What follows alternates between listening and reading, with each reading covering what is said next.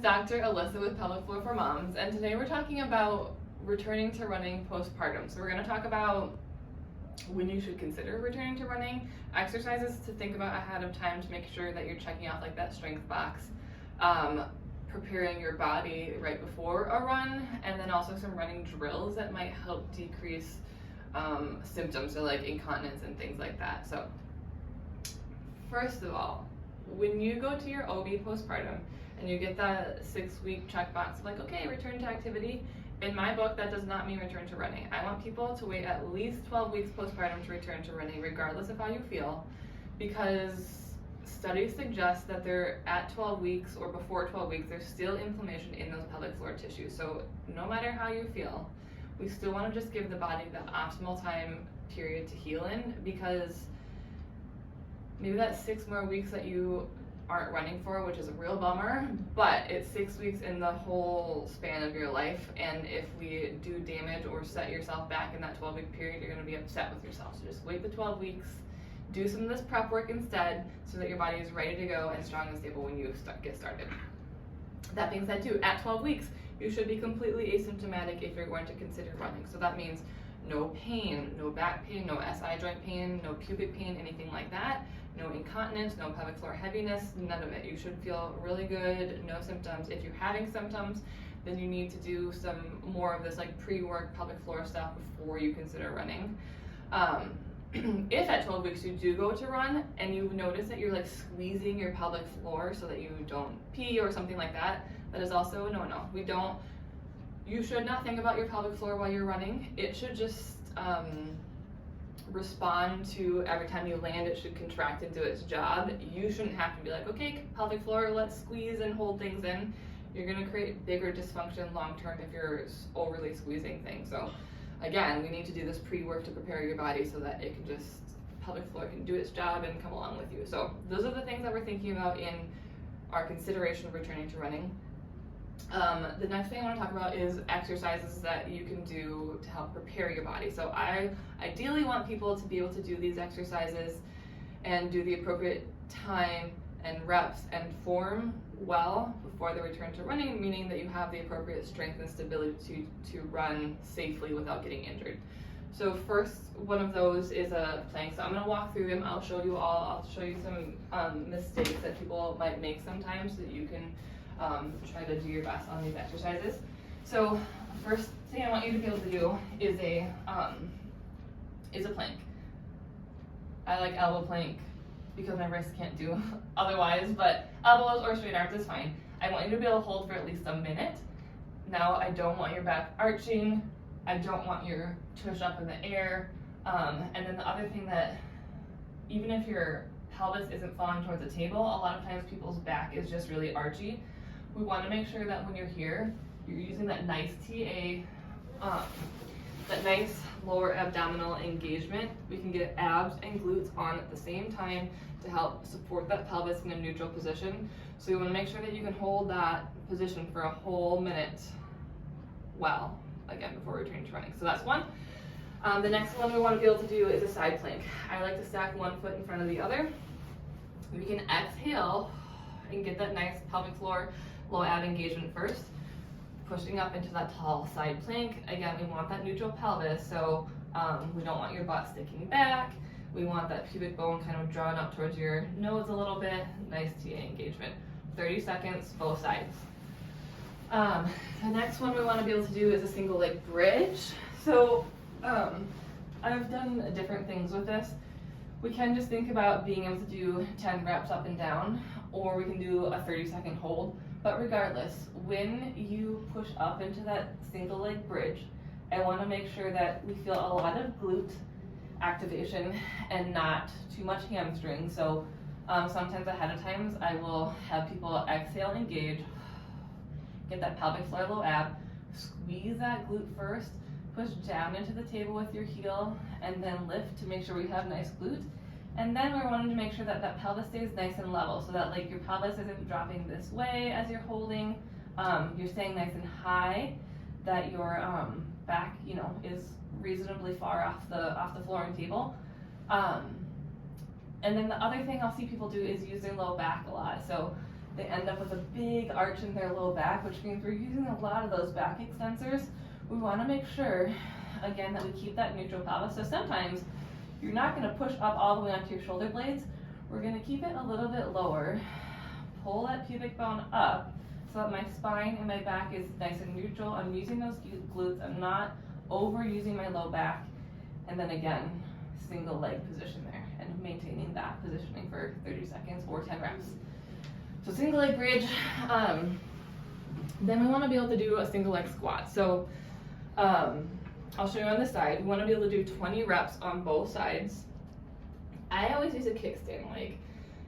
So I have 80% of my weight here, 20% of my weight in that back leg, mostly for balance. Now granted, running is a single leg exercise, so every time you land with running, you have to find balance on that single leg. But also, I want you to think about your glute and activation here and how you're using your leg. So I tend to use a kickstand leg, just making sure that most of your weight is on that standing leg. And then I don't need you to like go all the way to the ground or like no pistol squats or anything like that, but you know, 80-90 degree bend in that leg, still 80% of my weight here. As I push to stand, you can use that exhale, engage pelvic floor, low ab, but I want you to feel that glute. So I want 50% more glute than quad activation in that standing leg. A lot of times what happens is people way overuse quads and hip flexors. The way that we can correct that is partly by making sure your knee is staying behind your toes. So back here, sit that butt back. The other thing is sometimes I'll put people up against a wall or close to a wall, so you're reaching those sit bones for the wall behind you. I don't want you to like fall onto the wall, but reach and tap those sit bones, and then again, exhale, engage as you push to stand. 20 reps of those, both sides, nice even pelvis, 50% more glute than quad.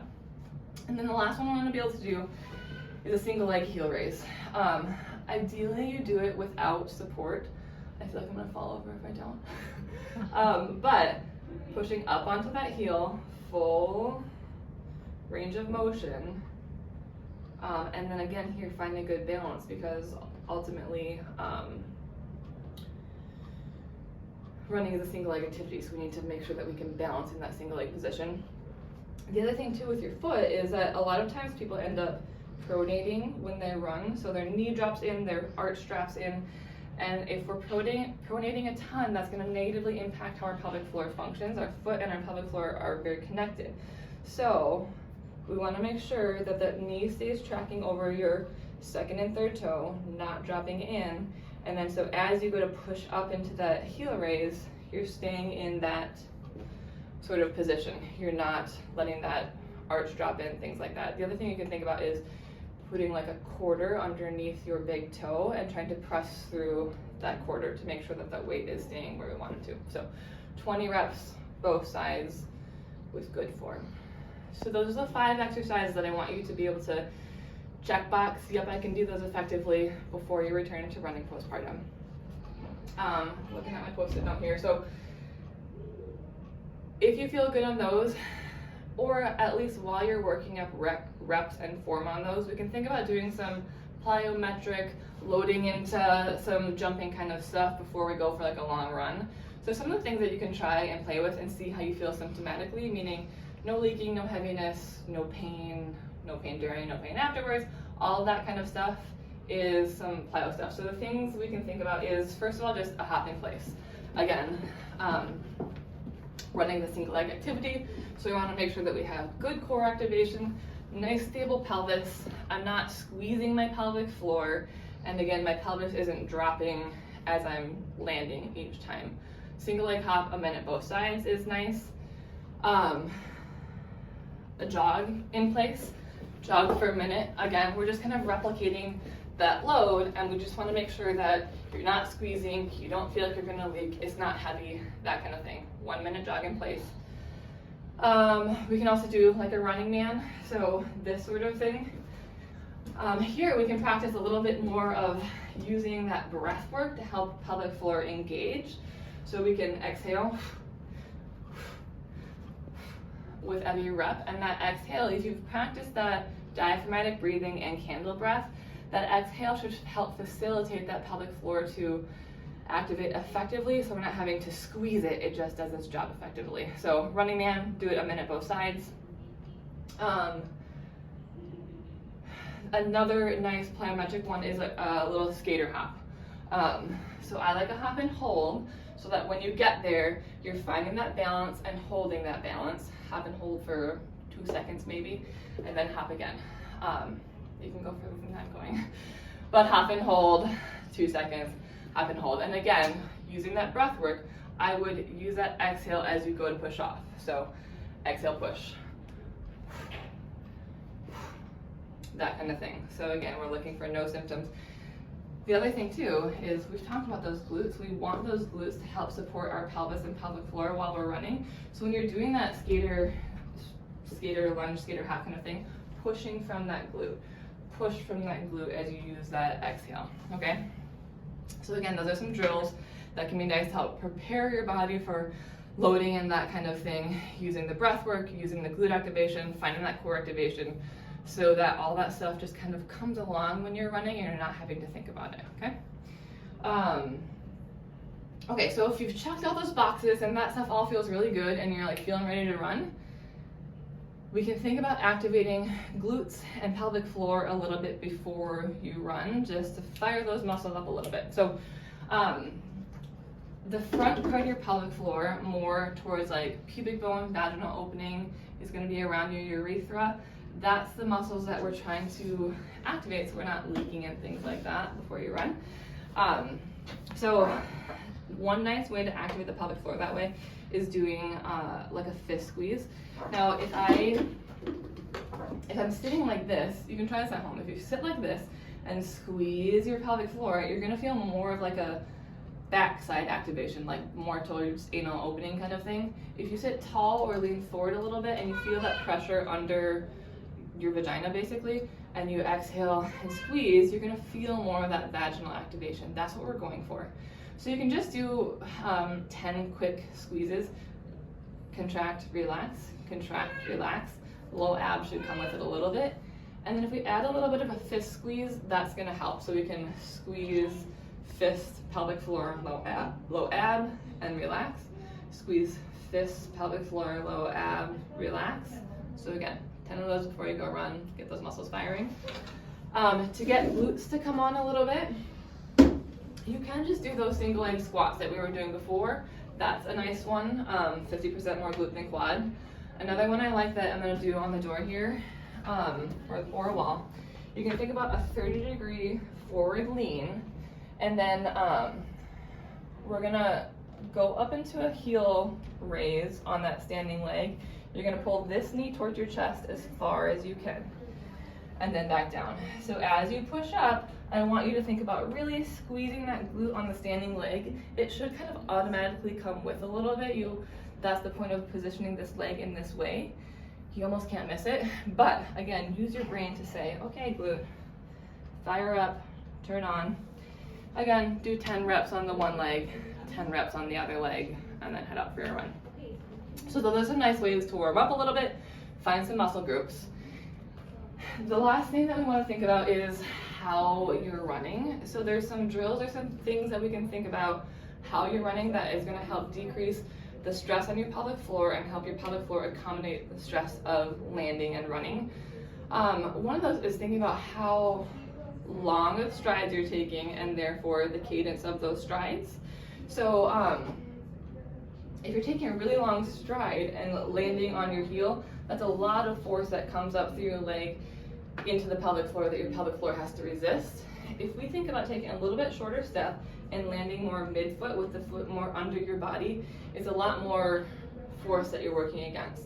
So we're thinking about shortening those steps a little bit, landing midfoot with your foot underneath you, which then means you're going to have to increase your cadence. So a cadence of like 170 to 180 beats per minute.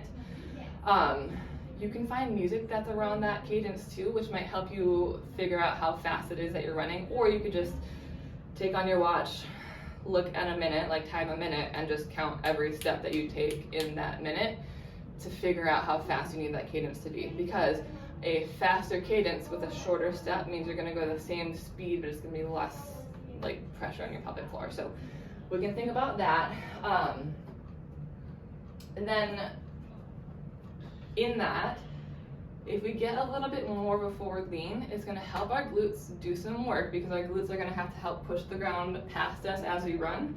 But also it means that as you stride forward, your foot has an easier time landing like under your nose, versus if you're really tall, your foot's inherently gonna kind of land out in front of you. So one way that you can try, like you're going for a walk, you're warming up for your run, you can just do this drill a few times to get going, is a forward lean. So you can start to just fall forward and then catch yourself as you go to try and run. As you catch yourself, again, try to get those feet underneath you instead of out in front of you.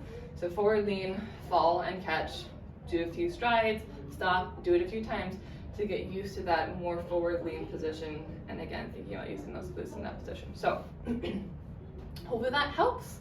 Let me know if you have any questions about that in the comments. I know that people are really excited to get back to running postpartum. Make sure you do it safely so that you don't hurt yourself and you get back as fast as possible.